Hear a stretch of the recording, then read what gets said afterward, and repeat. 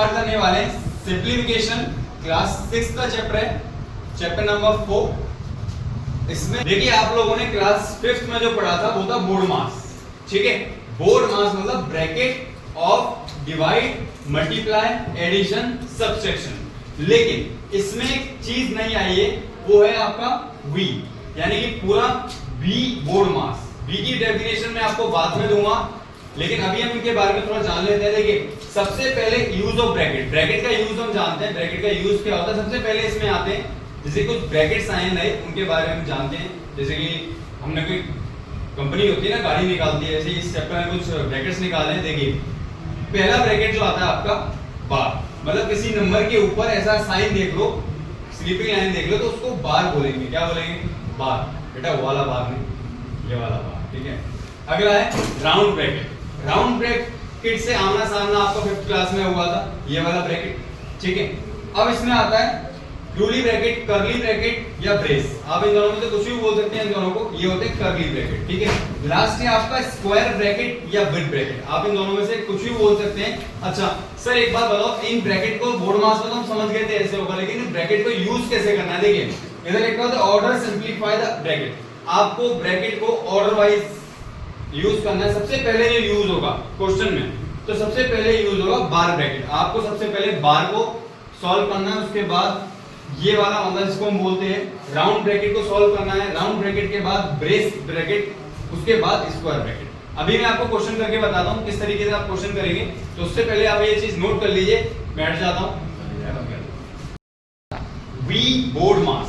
ठीक है, अब इधर जो V नया है उसका मतलब है वैन कूलम।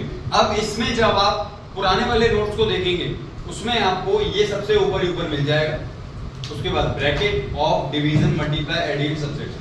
अब हम देखेंगे इसका क्वेश्चन किस तरीके का आएगा। क्वेश्चन पे आते हैं।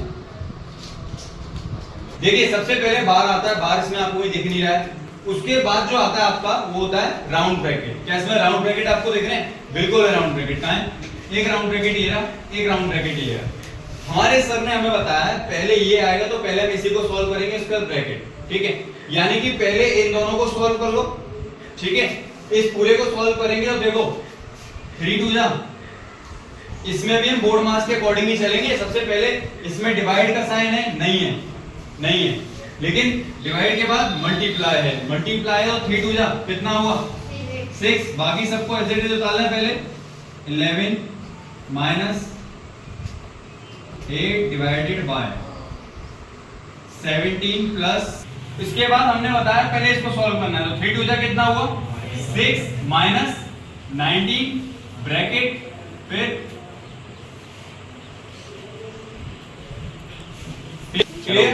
उसके बाद मैंने आपको बताया मल्टीप्लिकेशन के बाद क्या होगा? एडिशन। तो यानी कि इन दोनों को प्लस कर लो, इन दोनों को प्लस करने के बाद इससे माइनस कर दो। तो पहले पूरा एज इट इज उतार लेते हैं। 16 माइनस ब्रैकेट में 11 माइनस 8 डिवाइडेड बाय, ठीक है, 17 प्लस 6 कितना हुआ टोटल? 17 प्लस 6 23। 23 में से अगर 19 को माइनस करेंगे आपका बचेगा 4। ठीक है, तो 4 यहां आ गया, तो ब्रैकेट पूरा सॉल्व हो गया ब्रैकेट। तो यानी कि इस ब्रैकेट को हम हटा दें, इस ब्रैकेट को हटा देते हैं। ठीक है, उसके बाद ये वाला, ठीक है, उसके बाद फिर ये।